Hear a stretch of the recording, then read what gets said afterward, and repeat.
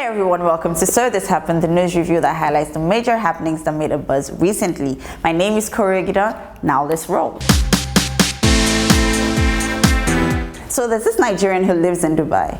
He posts ostentatious goodies on his Instagram page very often. He's also known for flaunting his wealth like another Nigerian who lives in the same Dubai. But the thing is, no one really knows what he does for a living. Some say he's a businessman. He says he owns a bureau de change. All we know is he is rich. His name is Ismail Mustafa, also known as Mompha. Well, the EFCC recently arrested him for alleged money laundering and fraud. They shared the news with this post. At official EFCC says, alleged internet fraud, money laundering, EFCC arrests Ismaila Mustafa, aka Mompha. The EFCC Lagos office has arrested a renowned social media celebrity, Ismaila Mustafa, popularly known as Mompha, for an alleged involvement in internet-related fraud and money laundering. However, this sparked a lot of mixed reactions online. As Adamo says, I want to know what EFCC is doing with all the billions of recovered funds, while Nigeria is still seen to be taking loans of $3 billion from the World Bank. He was also arrested with watches, 3 of them worth 16 million naira combined. Wow, 16 million on watches, and he couldn't even tell when it was time for him to be arrested.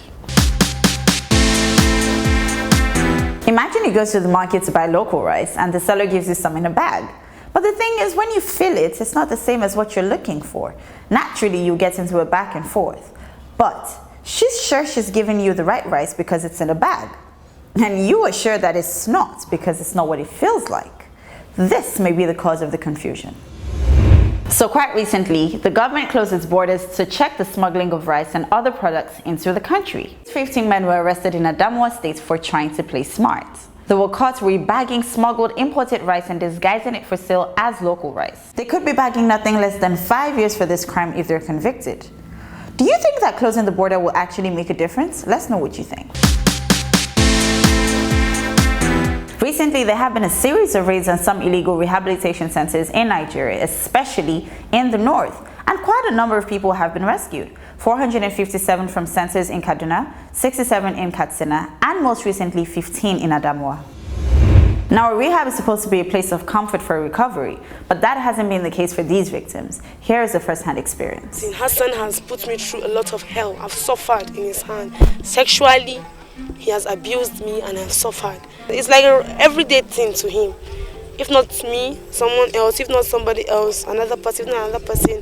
That's how it always goes. Humans shouldn't be subjected to such treatment. We could do better. There's a lot of beatings. The living conditions are terrible. Like, you basically live in cockroaches crawling over you every day. That's just saddening. Well, I'm glad that these spaces are being exposed one after the other. And we need to be vigilant. If you see any suspicious activities, alert the authorities. And guardians, do not enroll your wards anywhere before you do your proper due diligence. So guys, a 70-year-old man, Abdullahi the hero in Kaduna, said we should come and help him collect his 25,000 naira that he paid as dowry to his ex-fiancée Rekia Ibrahim. He said that he paid this bride price of 25,000 naira 4 years ago, but her family refused to pick a date for the wedding.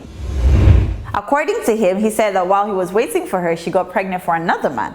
But according to her, he is the father of her twins. But that's not the point. Babasha said he wants his 25,000 naira. We've come to the end of this episode of So This Happened, brought to you by punchng.com. Please join the conversation on any of our stories. We would love to hear from you. My name is Korigida. I'll see you next time.